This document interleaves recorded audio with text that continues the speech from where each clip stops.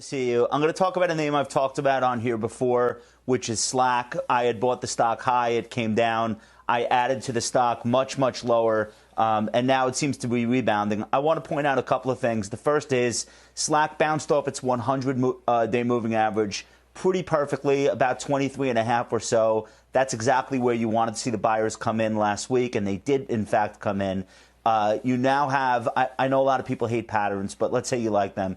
You now have a pretty well-established inverse head and shoulders. 30 would be the neckline. I think if the stock can clear 30, it looks really good for much, much higher. It's about $11 billion market cap. Yes, it's expensive. Well, if it's always been expensive. But this is part of that basket that you were discussing earlier. The stocks that make sense to be going up right now. The stocks that benefit from the dislocation that everyone feels. So Slack went from 10 million to 12.5 million daily users. They convert about 16% of free users to paid. So just do the math. That's a lot of new users, a lot of new paid users coming down the pike. And I think it's a really good story. And they've also got plenty of cash, right, Josh? They, recently did their IPO or their direct listing. And on top of that, managed to get a bond issuance away at a pretty amazingly cheap price.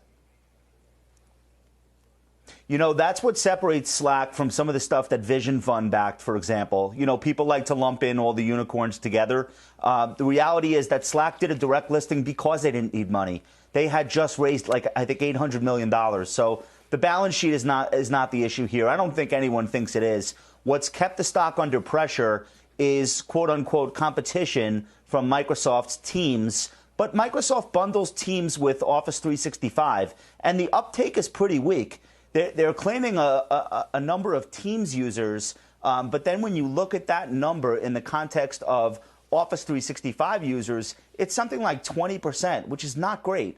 So when I mention the conversion rate for Slack from premium to paid, that's a really important number, especially the companies that are paying them more than $1 million. And all of those numbers are expanding. Margins are expanding, too. So this is what growth investors call a compounder. This type of stock, it's a classic compounder. Balance sheet is fine. The real story is how quickly can they get to real profitability, and how quickly can they dispel that talk about Microsoft.